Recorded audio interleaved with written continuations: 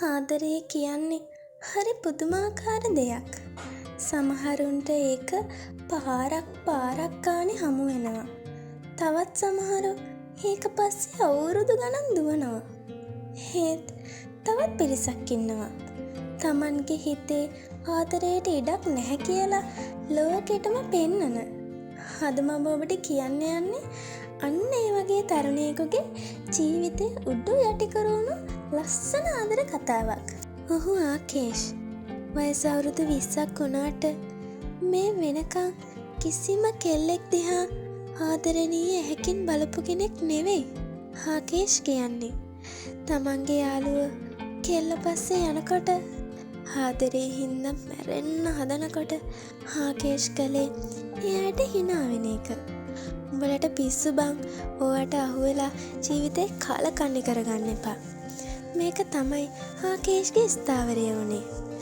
අනුරාධපුරේ රස්නයත් එක්ක හැදුණු වැඩුණු ආකේෂ්ගේ ජීවිතේ වෙනස් වෙන්න පටන් ගත්තේ අහම්බෙන් ලැබුණු පණිවිඩයකින්. ගාල්ලේ හිටපු නෑදෑවෙන කෙනෙකුගේ මරණයක් ගැන ආරංචි ආවේ ඒ අතරතුර. අම්මලාගේ බලකිරීමට අක්කමැත්තෙන් වුණත් ආකේෂ්ට සිද්ධ වුණා ගාල්ලට යන්න. අනුරාධපුරේ වියලි සුළඟින් මිදිලා ගාල්ලේ තෙතමනේ තියෙන මුහුදු හුළඟ අතරින් ආකේෂයේ මලගෙදරට ගියේ පාළුවෙන්. එයාට ඕන උනේ කොහොම හරි මේ දවස් ගෙවලා දාලා ආයෙත් තමන්ගේ පාඩුවේ අනුරාධපුරේට යන්න. මලගෙදර හරීම කාර්යබහුලයි. සුවඳ දුම් අස්සේ මිනිස්සු එහා මෙහා යනවා. ආකේෂ් මිදුලේ තිබුණු පුටුවක වාඩි වෙලා ෆෝන් එකට ඔළුව ඔබාගෙන හිටියේ කාත් එක්කවත් කතා කරන්න උනන්දුවක් නැති නිසා. පුතේ අන්න වතුර ජොග්ගුව ඉවර වෙලා පොඩ්ඩක් ඒක පුරවලා ගේනවද?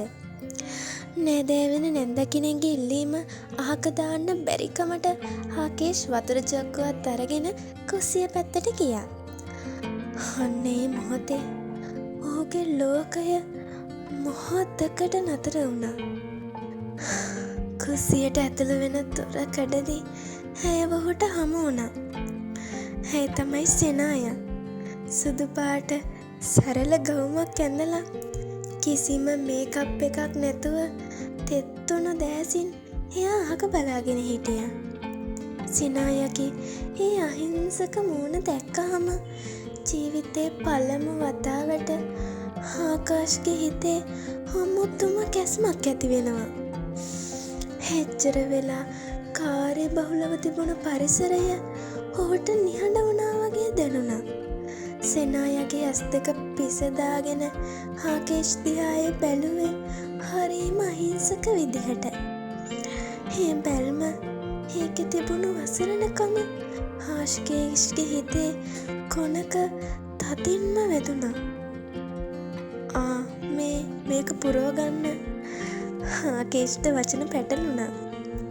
යාළුවන්ට ආදරේ ගැන උපදෙස් දුන්නේ හිතුවක්කාර තරුණයා එකම එක කෙල්ලෙක්ගේ එක බැල්මකින් ගල් වුණා. සෙනාය ලාවට hina වෙලා වතුර පයිප්පේ පෙන්නුවා. අතනින් පුරවගන්න අයියේ. හැගේ ඒ මෘදු හඬ ආකේෂ්ගේ කන් අස්සේ දෝංකාර දෙන්න ගත්තා. එදා රෑ පුරාම ආකේෂ්ට නිින්දක් නැහැ. මලගෙදරදී හමුවුණු මේ රූපය තමන්ගේ හිතට මෙච්චර වද දෙන්නේ ඇයි කියලා ඔහුට තේරුම් ගන්න බැරි වුණා. තනිකඩව ඉන්න එක නිදහසක් කියලා හිටපු ආකේෂ්ගේ හිතේ දැන් එකම එක ප්‍රාර්ථනාවක් විතර ඉතුරු වෙලා තියෙන්නේ. ඒ තමයි හෙටත් යන්න කලින් එක පාරක් හරි සෙනායව දකින්න ලැබෙයි කියලා. තනිකඩ ජීවිතේ නිදහස ගැන කතා කරපු ආකේෂ්ගේ හිත එක බැල්මකින් මේ තරම් සසල වෙයි කියලා ඔහු හීනකින්වත් හිතන්න නැතුව ඇති. ඒත් මේ මලගෙදරදී මුණ ගැහුණු ඒ අහිංසක රූපය ආකේෂ්ගේ ජීවිතේ මොන වගේ පෙරලියක් කරයිද? සෙනාය කියන්නේ ඇත්තටම කවුද? ආකේෂ්ගේ මේ අමුතු ආදර කතාවේ දෙවැනි කොටසින් අපි ඒ ගැන බලමු.